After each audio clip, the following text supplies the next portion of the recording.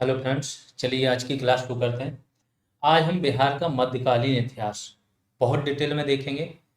कोई भी चीज़ नहीं छूटेगी आपकी। जो लोग भी 69th बीपीएससी देने जा रहे हैं प्री, या फिर बिहार टीचर भर्ती देने जा रहे हैं, समझ लो उनके लिए बहुत महत्वपूर्ण क्लास है। आराम से पढ़िए, ठीक है। पहले बताए दे रहा हूँ इस क्लास में आप लोग क्या क्या पढ़ोगे। पाल वंश, देखो पूर्व मध्यकाल क्या है आपका, पाल वंश वगैरह ये सब आए। मध्यकाल आपका कब से शुरू होता है? 12वीं शताब्दी से, ठीक है। जब आपका मोहम्मद गौरी वगैरह आए, थोड़ा बहुत हम इसको जोड़ने के लिए महमूद गजनवी से जोड़ देते हैं। तो वहाँ से मोहम्मद गौरी और फिर गुलाम वंश से मेनली ये शुरू होता है। तो लेकिन इसको कनेक्ट करने के लिए हम उसके पहले की थोड़ी बहुत चीज़ों पे जाएंगे और फिर सीधा आपका मध्यकालीन इतिहास शुरू कर देंगे। यहाँ से मध्यकालीन इतिहास का सब देखोगे, फिर तुर्क आक्रमण देखोगे, उनके बारे में जानोगे। उस सन बाई इसको डिवाइड कर दिया है, कब कौन सी घटना हुई, तो पिछली घटना पहले फिर अगली घटना। इस तरीके से वन बाई वन करके सबको देखोगे। बलबन का देखोगे, जैसे ये तुगरिल खां वाला पिछले बीपीएससी में आ गया था। याहिया मनेरी की रचना, याहिया मनेरी का केंद्र भी है, तो वो सब चीज़ें मनेर में है, ठीक है। हर एक चीज़, कोई भी पॉइंट हमने नहीं छोड़ा है। जैसे ही सनवाइज चीज़ें, फिर शेरशाह सूरी को डिटेल में पढ़ाना था तो उसका सब, उसके यहाँ प्रशासनिक व्यवस्थाएं क्या थी, कर राजस्व की व्यवस्थाएं, कौन कौन सी शब्दावलियां हुई, कौन से युद्ध लड़े, सब चीज़ों पे बात होगी एक एक करके। तो काफ़ी डिटेल में होने वाली है क्लास। चलिए शुरू करते हैं। सबसे पहला, पाल वंश के पश्चात सामंत सेन थे। सेन वंश की स्थापना हुई, सीधी बात, ठीक है। तो सामंत सेन के नेतृत्व में सेन वंश की स्थापना हुई। इसी सेन वंश के एक शासक थे हेमंत सेन। इनके समय सेन वंश जो है ना पूरी तरह स्वतंत्र हो गया था, क्योंकि सेन क्या थे, पालों के सामंत थे। तो पहले सामंत थे, और फिर जब ये इन्होंने पूर्ण स्वतंत्र किसके टाइम में हुआ है, हेमंत सेन के। इनमें से प्रमुख राजा देख लो, क्योंकि राजाओं के नाम पूछे जाते हैं। जिससे जितना आता है उतना ही आपको कंटेंट दिया गया है। विजय सेन, बल्लाल सेन और लक्ष्मण सेन, इन्होंने क्या, बंगाल तथा बिहार, क्योंकि आपका बंगाल के अंदर ही बिहार आता था, ये ध्यान रखो। तो जब भी बंगाल की बात हो, दैट मीन्स बिहार की अपने आप बात हो रही है। तो इन दो पे इन्होंने शासन किया, ठीक है, इन तीनों ने। गीत गोविंद के जो लेखक हैं ना, जयदेव, बहुत फेमस पुस्तक है गीत गोविंद। इनके लेखक जयदेव हैं, और लक्ष्मण सेन के दरबार में रहते थे, इसलिए लक्ष्मण सेन इंपॉर्टेंट हो जाते हैं। सेन शासकों ने अपनी राजधानी कहाँ बनाई, यहाँ से क्वेश्चन आता है। तो नादिया, मेनली इनकी नादिया थी, और लखनौती में भी बाद में इन्होंने राजधानी बनाई थी। लक्ष्मण सेन के शासन के समय ही, अब देखो बख्तियार खिलजी का आक्रमण कब हुआ, ये आपको पता होना चाहिए। पिछली बार क्वेश्चन आया था कि तुर्क शासन की बिहार में स्थापना किसने की, यही बंदा है, ठीक है। प्लस मोहम्मद गौरी के साथ उसके गुलाम आए थे। एक तो ऐबक आया था, दूसरा बख्तियार खिलजी आया था, फिर एल्दोच और कुबाचा भी आए थे। ध्यान रखो, इतने सारे लोग थे। तो बख्तियार खिलजी ने पूर्व का अभियान किया। पूर्व में बिहार और बंगाल आते हैं, यहाँ आया। ये किसके समय में आया, जब लक्ष्मण सेन का शासन था आपके बिहार में। लक्ष्मण सेन के शासन के समय ही बख्तियार खिलजी बंगाल बिहार अभियान पर चला, ठीक है, या इसने चलाया। खिलजी ने लक्ष्मण सेन को पराजित किया और तुर्क सत्ता की स्थापना की। तो बिहार में तुर्क सत्ता की स्थापना किसने की, बख्तियार खिलजी ने। बिहार पर तुर्क आक्रमण पूरा देख लेते हैं टाइमलाइन के साथ। बख्तियार खिलजी ने 1198 में ओदंतपुरी को जीता। ओदंतपुरी बिहार किसने बनवाया था, गोपाल ने। एंशियंट में ये चीज आपको पढ़ाई गई है, ठीक है। इसको जीता। अब एंशियंट हिस्ट्री, किसी को इंडियन एंशियंट हिस्ट्री पढ़नी है, सारी प्ले लिस्ट पढ़ी है, एक एक चीज उसमें भी इनका जिक्र है, क्योंकि इंडिया की हिस्ट्री के भी ये पाल वंश वगैरह पार्ट है। नालंदा महाविद्यालय को जलाकर इसने खाक कर दिया था, ठीक है। तो नालंदा जो विश्वविद्यालय था उसको जला के, कहा जाता है कि लाइब्रेरी में इतनी पुस्तकें थीं कि 6 दिन तक ये जलती रही थी। 1203 और 4 में इसने क्या किया, जो सेन वंश की राजधानी थी लक्ष्मण सेन की, नादिया, उस पर आक्रमण किया और उसको जीत लिया। दैट मीन्स लक्ष्मण सेन को पराजित किया। और बाद में इसने अपनी राजधानी क्या बनाई, लखनौती। लखनौती को, तो ये राजधानियां भी पूछी जाती हैं, नादिया और लखनौती आपको याद रखना है। 1206 में क्या हुआ, अली मर्दान ने बख्तियार खिलजी की हत्या कर दी। इस बंदे का नाम भी अली मर्दान खिलजी था, और इसने बख्तियार खिलजी की हत्या कर दी। तो ये भी क्वेश्चन आता है। इल्तुतमिश के समय गयासुद्दीन, ये अलग है, गयासुद्दीन तुगलक नहीं है। गयासुद्दीन ने 1211 में बंगाल पर स्वतंत्र सत्ता की स्थापना की तथा तिरहुत क्षेत्र से कर वसूलना शुरू कर दिया। तिरहुत क्षेत्र जो है मिथिला वाला क्षेत्र है आपका, तो यहाँ से इसने क्या है, कर वसूलना भी शुरू कर दिया। किसने? गयासुद्दीन ने। इल्तुतमिश ने मलिक जानी को बिहार का सूबेदार, देखो कोई भी प्रांत होता ना राज्य, उसको सूबा बोला जाता, सूबा का जो हेड होता था गवर्नर, उसे बोला जाता सूबा, सूबेदार। तो इसने मलिक जानी को बनाया था। मलिक जानी पे क्वेश्चन आते हैं। फिर यहाँ पे क्या हुआ कि देखो दिल्ली में जो व्यक्ति रह रहा है, अगर उसने अपना सूबेदार भी बनाया ना, तो सूबेदार भी एक टाइम पे बगावत कर देता था, क्योंकि इसके पास सेना भी होती थी, राजस्व भी इकट्ठा करता था, प्रशासन चलाता था, पैसे भी खर्च करता था, कुछ पैसे भेजता था दिल्ली को, इतना ही इनका रोल रहता था। और दिल्ली जब लड़ने के लिए सेना की मांग करे तो ये सेना भी भेजते थे। तो कई बार क्या करते, इतनी दूरी होती थी कि ये खुद ही क्या बगावत करने लगते थे, तो विद्रोह बहुत सारे होते थे। तो फिर शासक इसको कुचलने के लिए या तो किसी को भेजेगा या खुद जाएगा। तो इल्तुतमिश ने विद्रोह को कुचलने हेतु बंगाल अभियान चलाया तथा हिसाबुद्दीन को पराजित कर बंगाल और बिहार दो अलग अलग सूबे बनाए। तो इल्तुतमिश पहला व्यक्ति था जिसने बंगाल को बिहार से अलग कर दिया था। हालांकि ये फाइनली अलग आपका बंगाल से बिहार 1912 में होगा। बिहार उड़ीसा फिर भी एक साथ रहेंगे, फिर 1935 के अधिनियम द्वारा आपका परमानेंट अलग। ये क्वेश्चन आया था आपका बीपीएससी में कि बलबन के समय तुगरिल खां का विद्रोह हुआ था, और बलबन खुद गया था इसको दबाने के लिए, उसने इनकी ना चमड़ी खिंचवा ली थी तुगरिल खां की, क्योंकि ये लौह और रक्त की नीति अपनाता था ये बंदा। और जबकि तुगरिल खां को भी इसी बंदे ने वहां का प्रशासन सौंपा था। बिहार में तुगलक वंश की सत्ता की जानकारी कहाँ से मिलती है? सूफी संत हजरत शरफुद्दीन, ध्यान रखना पूरा नाम, याहिया मुनेरी, इनकी रचना है मलफुजात एवं मनाकिबुल सफिया, इन दोनों से मिलती है। तो तुर्क सत्ता की जानकारी कहाँ से मिलती है? सूफी संत हैं, इनका नाम ध्यान रखो, इनकी रचना मलफुजात और मनाकिबुल असफिया, इससे मिलती है। इसमें देखो ये जो है ना, इनकी मनेर में बहुत बड़ी दरगाह है, बड़ी दरगाह भी बोला जाता है, बहुत बड़े पहुंचे हुए संत थे और इनकी बड़ी पूंछ थी। और मनेर कहाँ? पटना के पास में पड़ता है। 1324 में अगला फैक्ट बहुत इंपॉर्टेंट है। गयासुद्दीन तुगलक जब बंगाल अभियान से वापस जा रहा था, तब कर्नाट वंशी शासक हरिसिंह देव को इसने पराजित किया और फिर से तिरहुत राज्य का नाम बदल के क्या रख दिया? तुगलकपुर। और तिरहुत वाला क्षेत्र क्या है? मिथिला वाला क्षेत्र। तो हर एक फैक्ट वो है जहां से क्वेश्चन पूछे जाते हैं, आते हैं। आप आराम से पढ़िए, चीज़ें याद कीजिए, एक दूसरे से कनेक्ट करने की कोशिश कीजिए, आसानी से याद हो जाएंगे। तुगलक काल में बिहार की राजधानी क्या थी? अब तुगलक काल आप लोग को पता है ना, गयासुद्दीन तुगलक है, मोहम्मद बिन तुगलक है, फिरोज शाह तुगलक। इनके काल में बिहार की राजधानी बिहार शरीफ थी, जहाँ के नीतीश कुमार हैं, और जो बौद्ध धर्म का उस टाइम पे बिहार शरीफ प्रमुख केंद्र था। यहाँ के कवि थे विद्यापति। मिथिला भाषा में इनकी पुस्तकें कीर्ति लता, कीर्ति पताका बहुत फेमस है। आज भी कोई भी कवि हो उसकी तुलना विद्यापति से करते हैं, हल्की सी भी तुलना करते हैं तो ये माना जाता है बहुत महान कवि। तो इसने ये किसके दरबार में थे? हरि सिंह देव के दरबार में। 1359 में फिरोज शाह तुगलक ने बंगाल अभियान चलाया, जिसकी जानकारी कहाँ से मिलती है? सिरते ए फिरोज शाही, इससे जानकारी इनकी मिलती है। सिकंदर लोदी ने बिहार पर अधिकार कर लिया। आगे चल के जैसे हम टाइमलाइन के साथ आगे बढ़ते जा रहे हैं और फैक्चुअल चीजें आपको दे रहे हैं, ठीक है, बहुत ज़्यादा चीज़ें वो करेंगे तो ये पूरा आपका 10 पेज की जगह 30 पेज हो जाएगा। तो मेन मेन चीज़ें उठाइए कि सिकंदर लोदी ने बिहार पर अधिकार किया, और अधिकार करने के बाद जो तिरहुत क्षेत्र है, क्योंकि यहीं से यही मेन क्षेत्र था, इस शासक को कर देने हेतु बाध्य किया। और कर वसूलने के लिए किसको नियुक्त किया सिकंदर लोदी ने? मुबारक खान को। तो अब लोदी वंश पे आ गए हम तुगलक से। इब्राहिम लोदी के समय बिहार के सूबेदार कौन थे? दरिया खान नुहानी, बहुत इंपॉर्टेंट फैक्टर है, ध्यान रखना, दरिया खान नुहानी।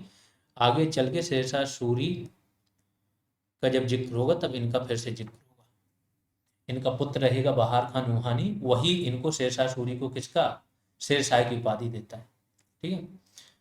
1523 में दरिया खान नुहानी की मृत्यु के बाद इसका पुत्र बहार खान नुहानी, जिसका मेन नाम क्या था? मोहम्मद शाह नुहानी, इसने बिहार को स्वतंत्र राज्य घोषित कर दिया। क्योंकि ये लोग क्या सूबेदार होते थे, दिल्ली की सत्ता के अंतर्गत ही आते थे, लेकिन जब ये स्वतंत्र घोषित कर देते थे तो फिर दिल्ली से अपने आप को अलग कर लेते थे। अब सूरवंश, सूरवंश देख लेते हैं। सूरवंश किसका है? शेरशाह सूरी का। मूल नाम इसका फरीद था। जन्म कहाँ हुआ था? 1486 में दिल्ली के निकट पंजवाड़ा में, मतलब दिल्ली में जन्म हुआ था। इनके दादा चले गए थे दरिया खान नुहानी के उसमें, ठीक है। पिता कौन थे इनके? हसन खान सूर। बिहार के सूबेदार जमाल खान ने हसन खान की सेवा भक्ति से प्रसन्न होकर, ठीक है, इनकी, इनके पिता की, उसे सासाराम, बासपुर तथा टांडा, ये 3 परगने थे, इनकी जागीर सौंप दी थी। सासाराम में ही आपको शेरशाह सूरी का मकबरा मिलेगा, ठीक है। लेकिन इनका क्या है, सौतेली माँ बहुत दुर्व्यवहार करती थी और पिता भी उसके प्रभाव में रहते थे। तो इन दोनों के व्यवहार से दुखी होकर ये बंदा कहाँ चला गया? जौनपुर। जौनपुर में इसने अरबी और फारसी, क्योंकि शिक्षा का प्रमुख केंद्र था जौनपुर, शिक्षा कला संस्कृति का प्रमुख केंद्र हुआ करता था। तो यहाँ पे इसने अच्छी खासी अरबी फारसी सीखी। जब ये अरबी फारसी अच्छी सीखेगा, नॉलेजेबल रहेगा, तो हसन खां जो थे वहाँ के शासक, इसने क्या किया, हसन खां ने फरीद खां को सासाराम की, हसन खां आपके इनके पिता ही हैं फरीद खां के, और इनका समझौता कौन कराएगा आपका? ये दरिया खान नुहानी। तो हसन खां ने फरीद खां को सासाराम की जागीर सौंप दी। बहार खां ने उसे शेर खां की उपाधि दी, जो मैं बोला इसका पुत्र होता है। इस पुत्र के साथ, ये दरिया खान नुहानी का पुत्र है, इस पुत्र के साथ ये बंदा एक बार जंगल में टहल रहा था, शेर खान, और शेर ने इस पर वार किया। एक ही बार में इसने शेर को मार दिया, तो इसने शेर खां की इसको उपाधि दे दी थी। शेर खान ने आगरा पहुंचकर बाबर से भी मुलाकात की थी। हो क्या रहा था ना, फिर से इससे चिढ़ने लगे थे। शेर खां शेरशाह सूरी का ही नाम है, ठीक है। तो शेरशाह सूरी जो है आपका, इससे बाकी के जमींदार चिढ़ने लगे, क्योंकि इसकी प्रतिभा इतनी ज्यादा थी कि बहुत जल्दी प्रसिद्धि मिल रही थी। तो इसने क्या, इसको निकलवा दिया, सासाराम की इसकी जागीरदारी छुड़वा दी। तो आगरा पहुंचा, बाबर से मिला, और बाबर ने इसे अपनी सेना में नौकरी दे दी। चंदेरी के युद्ध में ये बाबर की क्या हेल्प भी करेगा, लड़ेगा बाबर की तरफ से। वहीं पे ये बोलेगा कि अगर भाग्य ने मेरा साथ दिया तो मैं मुगलों को इंडिया से खदेड़ दूंगा। तो मुगलों के यहाँ नौकरी कर रहा है, छोटा सा, ना ज्यादा बड़ा कद ना कुछ, लेकिन बंदे का कॉन्फिडेंस देखो कि प्लान क्यों कर रहा है, कि पहले इनका विश्वास जीतें, चीजें देखें, थोड़ा पैसा ऐसा कमाएं, फिर निपटें इनसे। बहार खां की अब मृत्यु हो जाएगी। इसकी मृत्यु के पश्चात इसकी पत्नी थी बहार खां की, दूदू बीबी। दूदू बीबी ने अपने पुत्र जलाल खां को शासक बनाया, ठीक है, इसका पुत्र था और नाबालिग था, ठीक है। परंतु दूदू बीबी की कुछ समय बाद मृत्यु हो जाएगी। जब तक मृत्यु नहीं हुई तब तक तो ये इसके अंडर में काम करेगा शेरशाह। तो इसकी मृत्यु के पश्चात शेर खां क्या करेगा, बिहार का वास्तविक शासक बन जाएगा, जलाल खां को हटा देगा, सीधी बात है। जलाल खां अब इससे असंतुष्ट रहेगा, क्योंकि शासन तो उसी का है, सत्ता तो उसकी थी। तो जलाल खां कहाँ जाएगा, बंगाल के सूबेदार से हेल्प मांग, बंगाल के सूबेदार नुसरत शाह से सहायता मांगी, वो सहायता देगा भी, और शेरशाह उसे पराजित करेगा बुरी तरह से। और इसको पराजित करने के बाद हजरत ए आला की उपाधि धारण करेगा।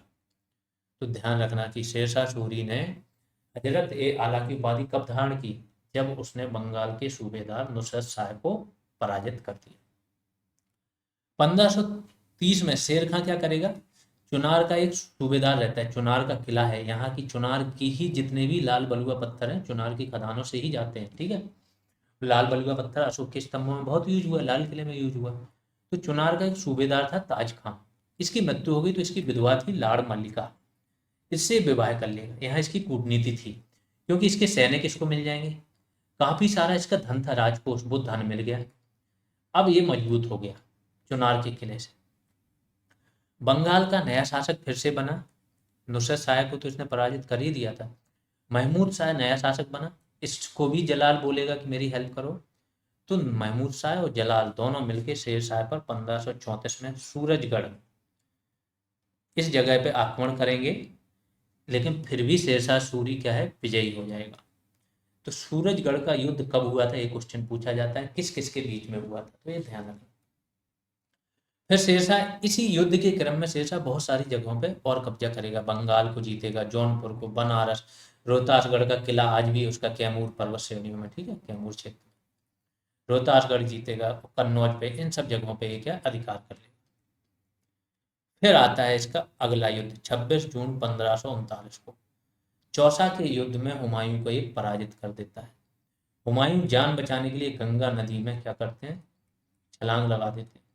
निजाम नाम का एक भिश्ती रहता है, वो इनकी जान बचाता है, बच के हुमायूं जाते हैं, फिर संगठित होते हैं, फिर दोबारा आक्रमण करेंगे।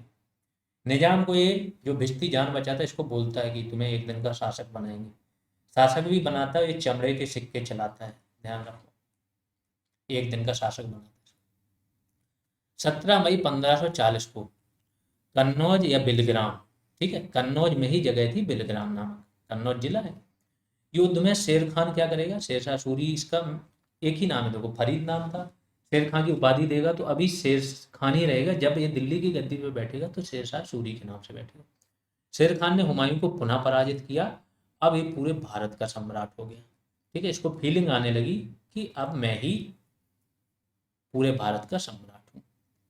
चौसा युद्ध में जो मैंने पहले वाला बताया 39 वाला, क्या होगा, हुमायूं अपनी जान बचाने गंगा नदी में कूद जाता है और निजाम नामक भिश्ती इसकी जान बचाता है, ये बता चुके आपको।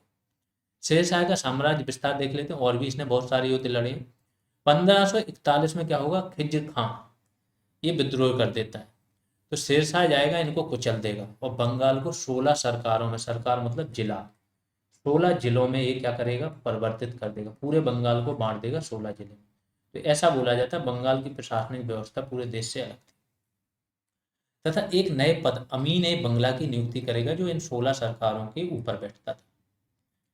प्रत्येक सरकार पे ये सिकदार नामक अधिकारी इसने लगा दिया, तो सरकार का हेड सिकदार होता था और अमीन ए बंगला इन सिकदारों का हेड। 1542 में मालवा, मालवा में शुजात खान को सूबेदार नियुक्त करेगा ये बंदा, मतलब मालवा को विजय प्राप्त करेगा, यहाँ पे विद्रोह होता है, फिर शुजात खान को यहाँ का सूबेदार नियुक्त करेगा। 1543 में रायसीन का अभियान चलाएगा, यहाँ पे पूरन मल का शासन था, शेरशाह की यहाँ पे भी विजय होगी, ये भी मालवा क्षेत्र और राजस्थान क्षेत्र में आता है रायसीन। यहाँ पे कत्लेआम मचाता है ये बुरी तरह से, और इसके शासन पे एक प्रकार का काला धब्बा है। 1544 जहाँ से क्वेश्चन आते हैं, राजस्थान का अभियान करेगा मारवाड़ का, यहाँ का शासक रहेगा मालदेव। तो इसको समझते हैं बड़ा छोटा मोटा शासक है, जाएंगे हरा के आ जाएंगे, लेकिन इसको तब पता चलता है राजपूतों की शक्ति जब लड़ता है और इसको एकदम समझो पसीने छुड़ा देता है युद्ध में। तो ये बोलता है कि मुट्ठी भर बाजरे हेतु पूरा हिंदुस्तान में तो खो देता है, क्योंकि राजस्थान में बाजरा वगैरह होता है, तो छोटी सी जमीन के लिए पूरे हिंदुस्तान खो गया होता, बच गया, ऐसे बोलता है। 1545 में कालिंजर, कालिंजर मतलब बांदा, बांदा क्षेत्र जो है कालिंजर, यहाँ पे क्या होता है कि युद्ध कर रहा होता है, तो उक्का नामक एक तोप रहती है जिसको चला रहा होता है, लेकिन तोप का गोला क्या है, इसके हाथ में ही फट जाता है, इससे इसकी मृत्यु हो जाती है। क्यों जाता है युद्ध करने, क्योंकि इस शासक यहाँ का रहता है कीरत सिंह, कीरत सिंह इसकी अधीनता स्वीकार नहीं करता है, इसलिए इससे युद्ध लड़ता है। और चंदेरी युद्ध में इसने बाबर का साथ दिया था, ये मैं आपको बता ही चुका हूँ।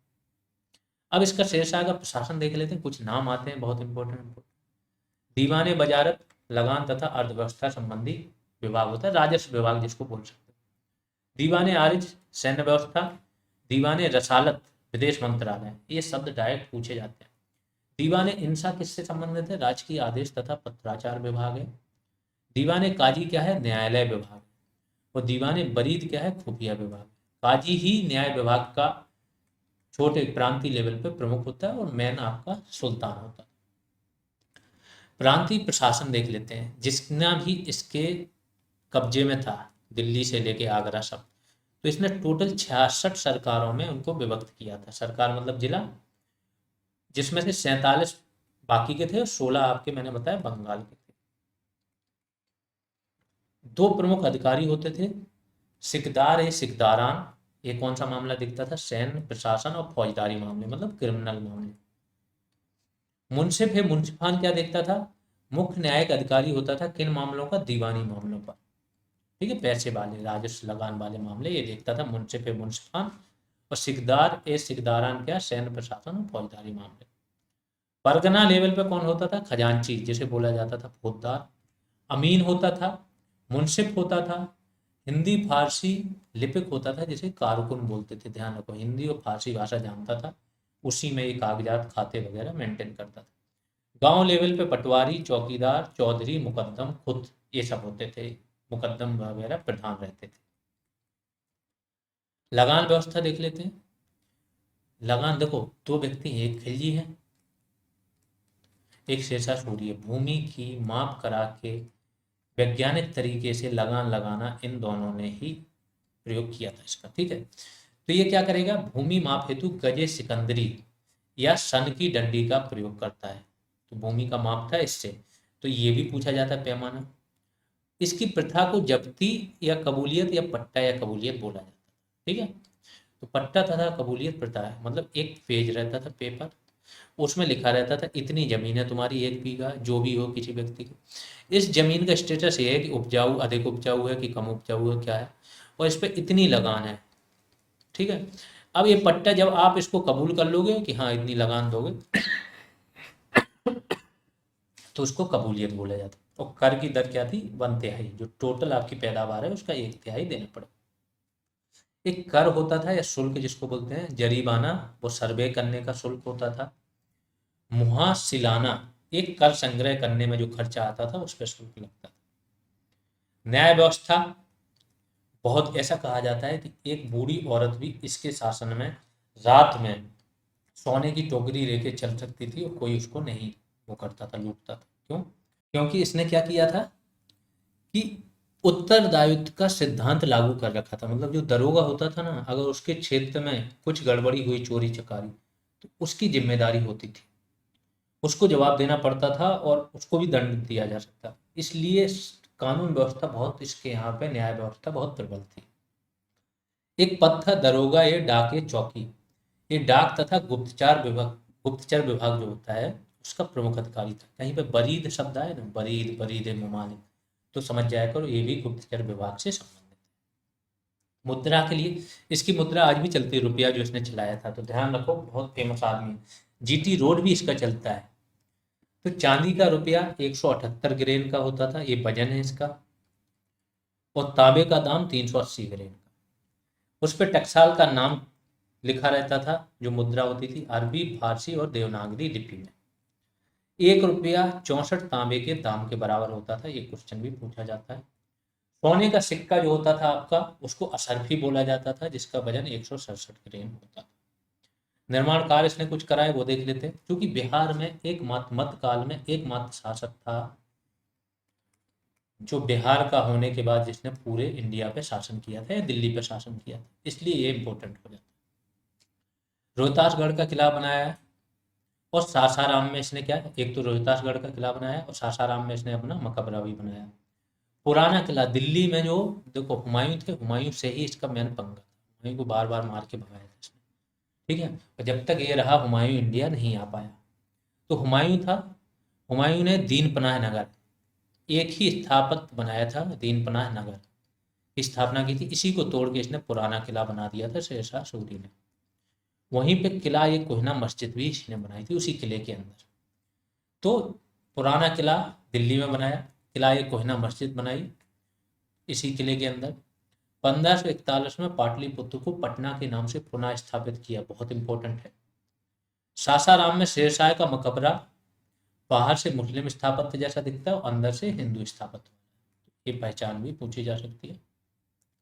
4 बड़ी बड़ी सड़कों का निर्माण कराया इंडिया में, जो मोस्ट फेमस है उसकी बात करेंगे।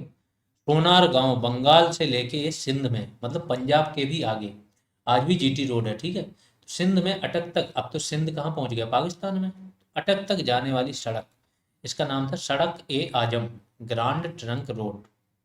इसका निर्माण इसी ने कराया था, ध्यान रखना।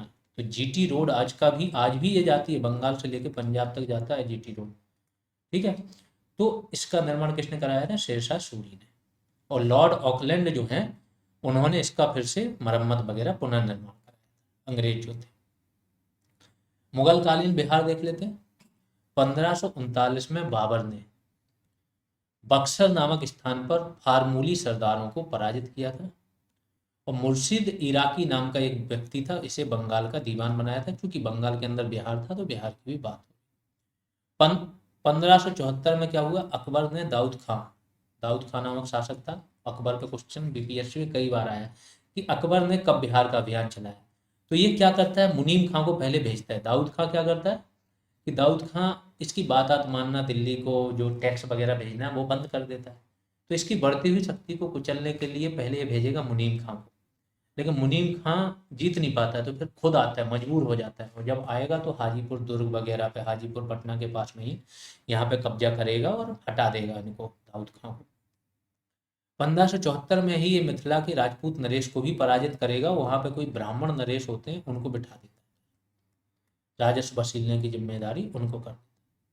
1621 में जहांगीर ने परवेज को बिहार का राज्यपाल नियुक्त किया। तो किसको? परवेज नामक व्यक्ति को। और खोखरा देश, जो छोटा नागपुर का क्षेत्र था, में हीरे की खानों पर अधिकार किया। तो हीरे की खानें भी इसको मिल गई, छोटा नागपुर। जो छोटा नागपुर का पठार है ना, यहाँ बहुत खनिज है, ठीक है, कोयला वगैरह, लोहा, इसके तो आज भी यहाँ से निकलते हैं, ठीक है, झारखंड, रांची, पलामू वाला क्षेत्र। 1702 में औरंगजेब ने अपने पोते अजीम को, पूरे मुगल काल की बिहारी हिस्ट्री पढ़ रहे हैं तो जैसे ही जिसका जिक्र आता है टाइम लाइन वाइज चल रहे हैं हम आगे। तो औरंगजेब ने अपने पोते अजीम को बिहार का सूबेदार नियुक्त किया। उसने पटना का नाम बदलकर अजीमाबाद कर दिया था। ये क्वेश्चन बहुत बार पूछा जाता है कि पटना का नाम, दूसरा नाम क्या था, किसने बदला? तो औरंगजेब का ये पोता था, 1702 में इसने बदला था। फिर अजीम का ही पुत्र था फर्रुखसियार। अजीम खुद औरंगजेब का पोता था, इसी का पुत्र था फर्रुखसियार। इसका नाम पता होगा, उपनाम क्या था? घृणित कायर। 1717 का फरमान भी यही जारी करता है। 1713 में ये दिल्ली की गद्दी पे बैठेगा और ये जो पुराना शासक होता है उसको ये मरवा देता है। का जन्म पटना में हुआ था। तो फर्रुखसियार का जन्म पटना में हुआ था और पहला मुगल शासक था जिसका राज्याभिषेक भी कहाँ? पटना में हुआ था। तो इम्पोर्टेंट फैक्ट है, ध्यान रखना। बंगाल के प्रशासन को सुचारू रूप से चलाने हेतु एक नायब नाजिम के पद का सृजन किया गया और पहला नायब नाजिम कौन बना? अली वर्दी खां। तो मुर्शिद कुली खां और अली वर्दी खां का नाम सुना होगा। तो ये अली वर्दी खां को कौन? दिल्ली से बनाया गया था। आगे चल के इसी का ही जो रहेगा रिश्तेदार ही रहता है, कौन? सिराजुद्दौला, उसको गद्दी पे बिठाएगा। 1740 में अली वर्दी ने सरफराज खां, जो बंगाल का नवाब था, ये नायब नवाब बन के आया, लेकिन देख लेगा, मौका देखेगा तो जो सरफराज खां बंगाल का नवाब रहेगा इसकी हत्या कर देगा और स्वयं नवाब बनेगा। 1756 तक रहता है। फिर इसके बाद सिराजुद्दौला गद्दी पे बैठेगा और इनको एक साल 23 जून 1757 को पलासी की लड़ाई में सिराजुद्दौला को मार दिया जाएगा। एक बीच का फैक्ट है, 1529 में घाघरा का युद्ध हुआ था। इसमें बाबर ने अफगानों को पराजित किया था, ठीक है। लोधी वगैरह ये सब अफगान के ही थे। मुगल प्रशासन, आईने अकबरी से इसकी जानकारी मिलती है कि बिहार को मुगल प्रशासन में 7 प्रांत, बिहार में जो बिहार प्रांत है उसको 7 सरकारों में बांटा गया था, ठीक है। औरंगजेब के समय ये सरकारें, मतलब जिले बढ़ गए थे, 8 हो गए थे। तो जितनी भी संख्या होगी केवल सरकारों की नहीं, परगनों की भी बढ़ जाएगी, गांवों की भी बढ़ जाएगी औरंगजेब के समय।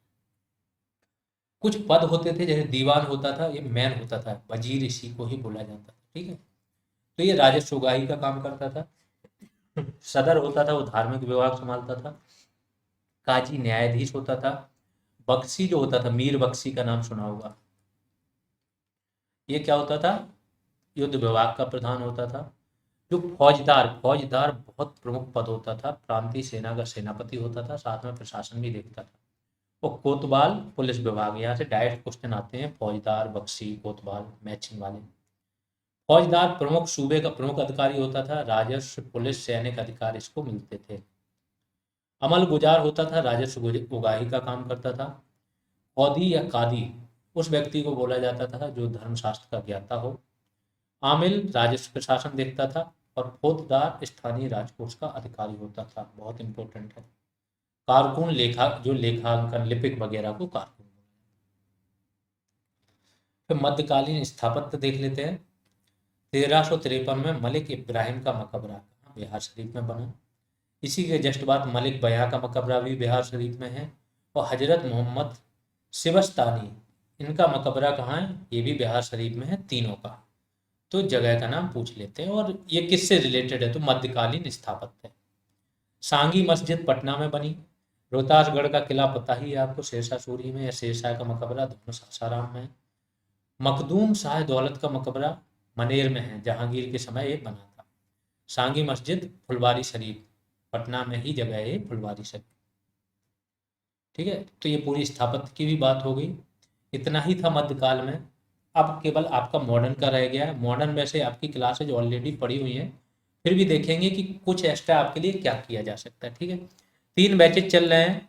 आप किसी भी एग्जाम की तैयारी कर रहे हो, बीपीओ, आरओ या जूनियर असिस्टेंट, अगर आप चाहते हो अच्छे से आपकी जीएस, हिंदी, कंप्यूटर, रीजनिंग खत्म हो एक बार, फिर सिर्फ उन्हीं नोट से आप रिवाइज करके अच्छे से पढ़ के जाओ, कोई भी एग्जाम दो, तो आप कोई भी बैच ज्वाइन कर सकते हो। तीनों बैचेज का कंटेंट इस कंबाइंड बैच में मिल जाएगा, वीडियो प्लस पीडीएफ। इसके लिए जीएस रेवोल्यूशन आपको प्ले स्टोर से ऐप डाउनलोड करना पड़ेगा, टेलीग्राम पे भी जीएस रेवोल्यूशन सर्च करना पड़ेगा, और ये कोई भी क्वेरी है तो आप ये नंबर पे कांटेक्ट कर सकते हो। अभी के लिए इतना ही, धन्यवाद।